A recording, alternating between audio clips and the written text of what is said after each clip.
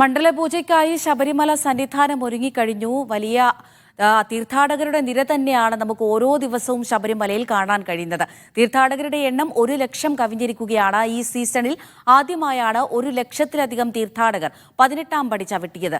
തുടർച്ചയായ അവധി ദിനങ്ങളും മണ്ഡലപൂജ അടുത്തതും തിരക്കിന് കാരണമായി. കെ അഖിൽ വിവരങ്ങൾ നൽകാൻ സന്നിധാനത്ത് നിന്ന് ചേരുന്നുണ്ട്.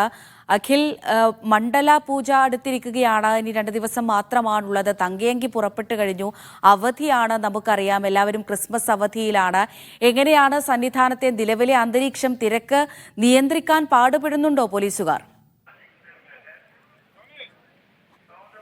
അമൃത, സന്നിധാനത്തേക്ക് എത്തുന്ന തീർത്ഥാടക തിരക്ക് പ്രവാഹം വളരെ കൂടുതലാണ്. കാരണം മുൻ ദിവസങ്ങളെക്കാളൊക്കെ അപേക്ഷിച്ച് വലിയ രീതിയിലുള്ള തിരക്ക്, അല്ലെങ്കിൽ നിരവധിയായ തീർത്ഥാടകർ എത്തിക്കൊണ്ടിരിക്കുക. നമുക്ക് ഇവിടെ ദൃശ്യങ്ങളിലൊക്കെ കാണാൻ നിരവധിയായ തീർത്ഥാടകരാണ് ഇവിടേക്ക് എത്തിക്കൊണ്ടിരിക്കുന്നത്. അത്രത്തോളം ഒരു തിരക്ക് ഉണ്ട്. പക്ഷേ കാര്യങ്ങൾ സന്നിധാനത്തെ നിയന്ത്രണ വിധേയം തന്നെയാണ്. സുഗമമായി തീർത്ഥാടകർക്ക് ദർശനമൊക്കെ നടത്താൻ സാധിക്കുന്നുണ്ട്. ഈ പ്രശ്നങ്ങൾ അനുഭവപ്പെടുന്നത് ഈ സന്നിധാനത്തിന് താഴേക്കുള്ള സ്ഥലങ്ങളിലാണ് എന്നുള്ളതാണ്. അവിടെയൊക്കെ തീർത്ഥാടകർക്ക് മണിക്കൂർ വ്യൂ കോംപ്ലക്സിലും അതുപോലെ തന്നെ നീലിമലയിലും അപ്പാച്ചിമേട്ടിലും ഒക്കെ തന്നെ തീർത്ഥാടകർക്ക് മണിക്കൂറുകൾ കാത്തു നിൽക്കേണ്ട ഒരു സാഹചര്യമാണ്. സന്നിധാനത്തേക്ക് എത്തുമ്പോൾ മുകളിലേക്ക് കയറി കഴിഞ്ഞാൽ, 18ാം പടി കയറി കഴിഞ്ഞാൽ കാര്യങ്ങളൊക്കെ സുഗമമാണ്. 18ാം പടിക്ക് താഴെയുള്ള ഭാഗത്തും കൃത്യമായി വിടാൻ സാധിക്കുന്നുണ്ട്. ഈ പ്രശ്നങ്ങൾ അനുഭവപ്പെടുന്നതിന്റെ പ്രധാന കാര്യം എന്നത് ഒന്ന്, ഈ പുല്ലുമേട് കാനനപാത വഴിയുള്ള തീർത്ഥാടന എണ്ണത്തിൽ വലിയ വർധനമാണ് ഉണ്ടായിരിക്കുന്നത്. 5800 ഇന്നലത്തെ കണക്കെന്ന് പറയുന്നത്. ഇത്ര 5000 ഒന്നും പലപ്പോഴും വളരെ അപൂർവമായി എത്തുന്ന ഒരു കാര്യമാണെങ്കിൽ ഈ 5000 ഒക്കെ ഇപ്പോൾ ഈ ഒരു സീസണിൽ പതിവ് കാഴ്ചയിൽ. കാരണം ഈ പമ്പ വഴി തീർത്ഥാടന തിരക്ക് വർദ്ധിക്കുമ്പോൾ പുല്ലുമേട് വഴി സുഖമായി യാത്ര ചെയ്യാം എന്നൊരു ധാരണയിൽ തീർത്ഥാടകർ കൂടുതലായും പുല്ലുമേട് കാനനപാത തിരഞ്ഞെടുക്കുന്നു. പക്ഷെ ആ തീർത്ഥാടനം താഴെ എത്തുമ്പോഴേക്കും ഇവിടെ പുല്ലുമേട് പമ്പ വഴി വരുന്നവരും 2 വരികളായാണ്. അപ്പോൾ ആ 2 വരികൾ തമ്മിൽ വരുന്ന 2 വരികളും തീർത്ഥാടകർ നിറയുകയും ഒരു കൃത്യമായി തന്നെ 2 വരികളായി കടത്തിവിടുമ്പോൾ തീർത്ഥാടകരുടെ മണിക്കൂർ, അതായത് പമ്പയിൽ നിന്നും കയറുന്ന തീർത്ഥാടകർ കാത്തിരിപ്പിന്റെ സമയം ദൈർഘ്യം വീണ്ടും കൂടുന്നു എന്നതാണ്. ഒപ്പം തന്നെ ഇന്നലെയും മിനിഞ്ഞാന്നും ഒക്കെ അവധി ദിവസങ്ങളായിരുന്നു. ഇന്നും അവധി ദിവസമാണ്. തുടർച്ചയായി ഈ 3 ദിവസങ്ങൾ അവധി ദിവസങ്ങൾ എത്തുകയും മണ്ഡല പൂജയ്ക്ക് തൊട്ടടുത്ത ദിവസം ആവുകയും ചെയ്തതാണ് ഒരു തരത്തിൽ മറ്റൊരു പ്രശ്നമായി സൃഷ്ടിക്കുന്നത്. ഈ അവധി ദിവസമായതുകൊണ്ട് തന്നെ നിരവധിയായ തീർത്ഥാടകരാണ് എത്തുന്നത്. ഒപ്പം തന്നെ ഈ കുട്ടികളുടെ എണ്ണവും വർദ്ധിച്ചിട്ടുണ്ട്. ക്രിസ്മസ് അവധിയാണ്. അതോടുകൂടി കുട്ടികളുടെ എണ്ണം വർദ്ധിച്ചിട്ടുണ്ട്.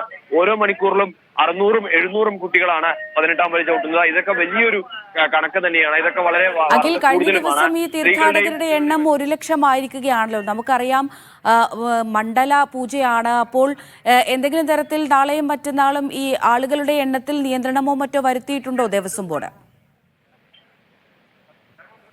അമൃത, നേരത്തെ തന്നെ, അതായത് ഇന്നലെ ഇപ്പോൾ നമ്മൾ പറഞ്ഞതുപോലെ തന്നെ 1 ലക്ഷം കടന്നിരിക്കുന്നു. ഈ സീസണിൽ ആദ്യമായാണ് ഈ 18ാം പടി കയറുന്ന തീർത്ഥാടക എണ്ണം 1 ലക്ഷമാണ്. കഴിഞ്ഞ ദിവസങ്ങളിലൊക്കെ 97,000 ഒക്കെ എത്തിയിരുന്നു. ഇന്നലെ അത് 1,90,036 കൂടിയിരിക്കുന്നു എന്നുള്ളതാണ്. അപ്പോൾ വരുന്ന ദിവസങ്ങളിലേക്ക്, അതായത് 26-നാണ് തങ്കയങ്കി സന്നിധാനത്തേക്ക് എത്തുക. അന്നേ ദിവസത്തെ ഒരു പ്രത്യേക ഏർപ്പെടുത്തിയിരിക്കുന്ന 64,000 വെർച്വൽ ക്യൂ കുറച്ചിട്ടുണ്ട്. മുൻ ദിവസങ്ങളൊക്കെ 80,000 നിലനിർത്തി, അല്ലെങ്കിൽ 90,000 നിർത്തിയെങ്കിൽ 64,000 വെർച്വൽ ക്യൂ കുറച്ചിട്ടുണ്ട്. 26-ാം തീയതി തങ്കയങ്കി എത്തുക. അന്ന് ദീപാരാധനയ്ക്ക് മുൻപാണ് തങ്കയങ്കി എത്തുക. അന്നേ ദിവസം നട തുറക്കുന്ന സമയത്തിൽ മാറ്റമുണ്ട്. ഉച്ചപൂജയ്ക്ക് 1 മണിക്ക് നട അടച്ചാൽ 3 മണിക്കായിരുന്നു നട തുറന്നിരുന്നെങ്കിൽ അന്നേ ദിവസം 26-ാം തീയതി 5 മണിക്ക്, വൈകുന്നേരം 5 മണിക്ക് നട തുറക്കുകയുള്ളൂ. ഒപ്പം തന്നെ 27-ാം തീയതിയിലെ വെർച്വൽ ക്യൂ എണ്ണം എന്ന് പറയുന്നത് 70,000 ആക്കി പരിമിതപ്പെടുത്തുകയും ചെയ്തിട്ടുണ്ട്. വെർച്വൽ ക്യൂ എണ്ണം 2 ദിവസവും കുറച്ചിട്ടുണ്ട്. അതേപോലെ തന്നെ അന്നേ ദിവസം 9:45 വരെ മാത്രമാണ് ഈ നെയ്യഭിഷേകം ഉണ്ടാവുക. അതുപോലെ 10:30-ക്കും 11:30-ക്കും ഇടയിലാണ് ഈ ഉച്ചപൂജ നടക്കുക. ഉച്ചപൂജയുടെ സമയം മാറിയിട്ടുണ്ട്. അത് ഈ പ്രത്യേക മുഹൂർത്തം നോക്കി അതാണ് ഈ മണ്ഡല പൂജ എന്ന് പറയുന്നത്. ഉച്ചപൂജ നടക്കുന്നത് 27-ാം തീയതിയാണ്. ഈ 2 ദിവസങ്ങളിലും ഈ വെർച്വൽ ക്യൂലെ എണ്ണം പരിമിതപ്പെടുത്തിയിട്ടുണ്ട്. ഒപ്പം തന്നെ തീർത്ഥാടക തിരക്ക് ഇതേ രീതിയിൽ കൂടുമെന്ന് കണക്കാക്കി 1000 വാഹനങ്ങൾ അധികം പാർക്ക് ചെയ്യാനുള്ള താൽക്കാലിക ഈ വാഹനങ്ങളുടെ കാര്യം പറഞ്ഞപ്പോഴാണ് അഖിൽ, നമ്മൾ കണ്ടതാണ് ഈ ആളുകളുടെ എണ്ണം കൂടുന്ന സമയത്ത് നിലയ്ക്കലിലൊക്കെ വലിയ ട്രാഫിക് ബ്ലോക്ക് ഒക്കെ കഴിഞ്ഞ കുറച്ച് ദിവസങ്ങൾക്ക് മുമ്പ് നമ്മൾ കണ്ടിട്ടുണ്ടായിരുന്നു. ഭക്തർ വലിയ തരത്തിൽ പ്രകോപിതരാകുന്ന ഒരു കാഴ്ചയുണ്ടായിരുന്നു. അപ്പോൾ ഈ വരുന്ന 2 ദിവസങ്ങളിൽ കൂടുതൽ പാർക്കിംഗ് സൗകര്യങ്ങളൊക്കെ ഒരുക്കിയിട്ടുണ്ടോ? പമ്പയിലും നിലയ്ക്കലിലും നിയന്ത്രണങ്ങൾ വാഹനങ്ങൾക്കുണ്ടോ? അമൃത, തീർച്ചയായും ഈ സന്നിധാനത്തെ തിരക്ക് വർദ്ധിക്കുമ്പോൾ സ്വാഭാവികമായും നിലയ്ക്കലും അതുപോലെ തന്നെ ഇടത്താവളങ്ങളിലും നിയന്ത്രണങ്ങൾ ഏർപ്പെടുത്തും. കഴിഞ്ഞ തവണ ആദ്യഘട്ടത്തിൽ പറ്റിയതെന്ന് വെച്ചാൽ ഈ കാനനപാതയിൽ, അതായത് ഇലുവുകളടക്കമുള്ള സ്ഥലങ്ങളിൽ വാഹനങ്ങൾ തടുത്തിട്ടിരുന്നു. ഇത് വനത്തിനുള്ളിലായത് റോഡായിരുന്നു. അതൊരു പ്രശ്നം സൃഷ്ടിച്ചിരുന്നു. പക്ഷേ ദേവസ്വം മന്ത്രി നേരത്തെ തന്നെ പറഞ്ഞിട്ടുണ്ട്, ഇത്തരത്തിൽ കാടിനുള്ളിൽ, അതായത് വെള്ളവും ഭക്ഷണവും ബാത്റൂം സൗകര്യങ്ങളും ഉള്ള സ്ഥലങ്ങളിൽ മാത്രമേ വാഹനങ്ങൾ പിടിച്ചിടൂ എന്നുള്ളത്. എരുമേലിയിലും അതുപോലെ തന്നെ പത്തനംതിട്ട തുടങ്ങിയ നിലത്താവളങ്ങളിലൊക്കെ വാഹനങ്ങൾ പിടിച്ചിടും. ഒപ്പം നിലയ്ക്കലും ചെറിയ നിയന്ത്രണം ഉണ്ടാവും. ഇതിന്റെ ഭാഗമായിട്ടാണ് ഈ 1000 വാഹനങ്ങൾ അധികം പാർക്ക് ചെയ്യാനുള്ള താൽക്കാലിക സംവിധാനം നിലയ്ക്കലിൽ ഒരുക്കിയിരിക്കുന്നത്. ഒപ്പം തന്നെ ഈ തിരക്ക് വർദ്ധിക്കുമ്പോൾ പമ്പയിൽ വാഹനങ്ങൾ കൂടുതലായി പാർക്ക് ചെയ്യാനുള്ള ഒരു സൗകര്യം വേണമെന്ന് ദേവസ്വം ബോർഡ് ആവശ്യപ്പെടുകയും ചെയ്തിട്ടുണ്ട്.